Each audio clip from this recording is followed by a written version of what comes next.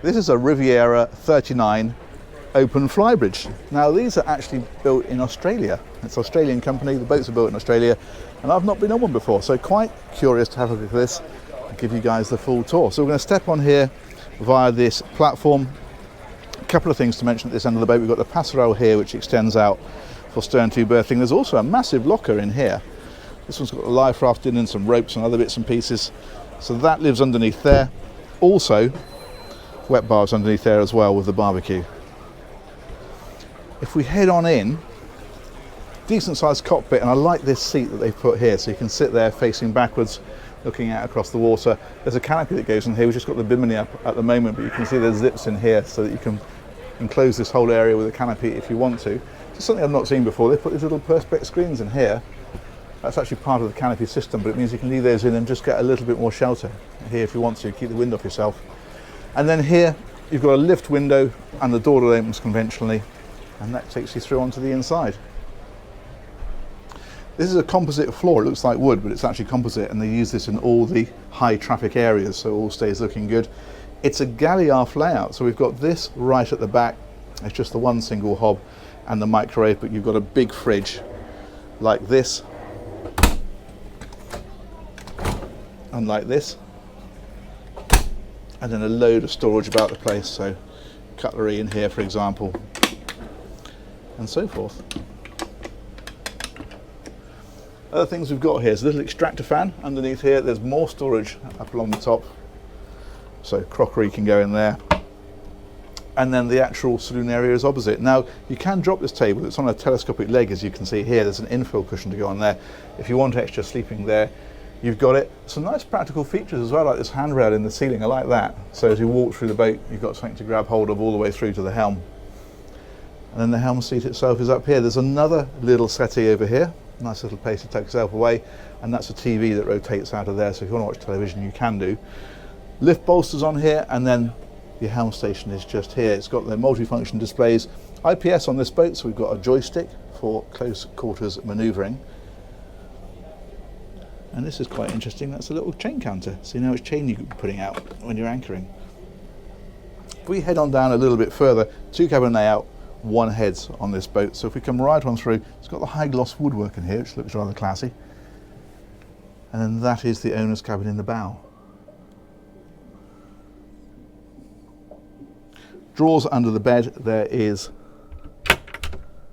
wardrobe just here, and storage dotted about a place like this, and on the other side as well. So nice cabin there. There's a hatch as well up above, so that obviously gives you a bit more ventilation, and there's blinds that slide across that. There's another cabin just back here, so if we drop around here, this little fella here is a little washer dryer, little mini one, and then there's a wardrobe. If we close that door across, decent sized wardrobe in there. This is an owner's boat, so hence there's a few bits and pieces scattered about. Same in there, a bit more storage. And then if we drop down, this brings us back under the helm, back under the saloon, and we've got quite a nice little cabin in here. Two single beds. Those are the infill cushions to make the table into a bed upstairs. And then a ton of storage along here. There's a lot of storage on this boat actually. Look at that. Fantastic. Obviously the headroom drops quite a bit as you come down under there, but that's where you're sleeping. But as you come into the cabin here, this is full standing. And both of these share the day heads. That's over here, separate shower stall, so quite a nice size. But what you've got here, if we pull this one across, is in behind here, there's ensuite access. So at night, this has effectively got its own ensuite, which is locked, but you get the idea. There we go. Like so. Excellent. Let's press on a bit further. We'll have a wander around the decks, and then I'm going to show you the engines. So, back out through the saloon. You can see how open this is with this big window open and the door open. That's very nice. And then what we can do is we can take a wander around the outside, first of all. They do this boat as what they call an SUV. What that means is it's basically a non-Flybridge version. So it's like the boat next door, You don't have to have the Flybridge if you don't want it. You can have the flat top and then the hatches above to get you a bit more ventilation. Just depends how you use the boat, of course. Pretty decent side decks, and then more sunbathing up here on the bow. And then we can come right on around, and of course we've got anchor handling kit here and so forth. It's got quite a sport fishing vibe to this one, hasn't it? I mean, it's not, I don't think, aimed as being a sport fisher boat particularly, but it just has that sort of feel to it to me, with a sort of eyebrow over the windscreen, for example, and the fact the cockpit is open at the back end. You can imagine people getting their rods out on this boat, that's for sure. We'll have a look up on the Flybridge, and we'll have a look at the engines.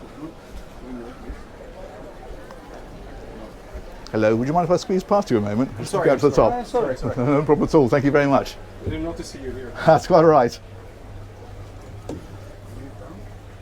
Okay, Flybridge. Now what you've got here is obviously the seating areas you can see, but also you can see the hinges along there. That's because that one will flip over and there's cushions that go on. You can make that into a bigger sunbathing area.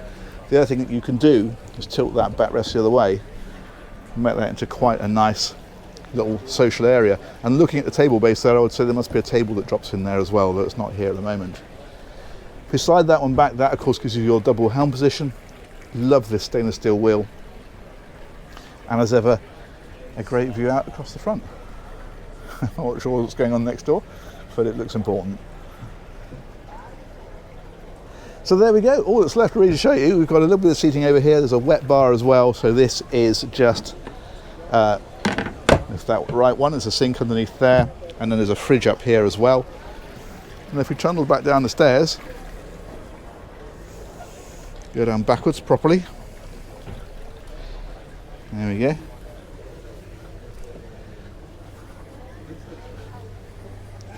There's really good engine access on this boat because you can lift this one here, close the door obviously first, and that gives you a step down and in. However, if we close that, we'll find another fridge first of all, but we'll also find a button, and if we push that one, so I'm just going to bring this floor up a second.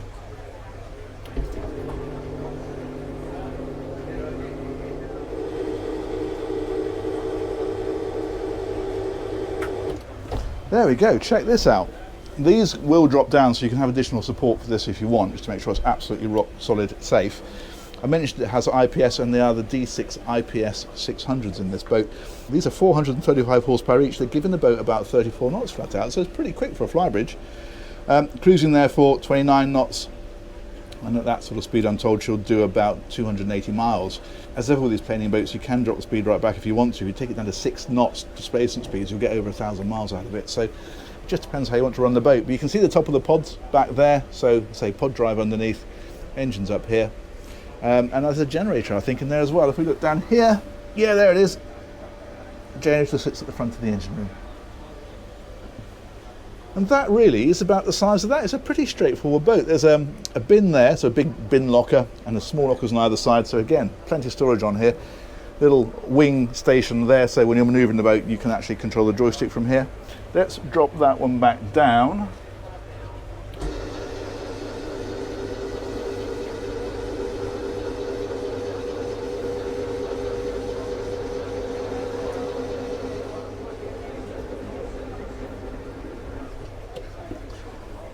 And there we have it. Where are we going to finish off? I think we will finish off just about here.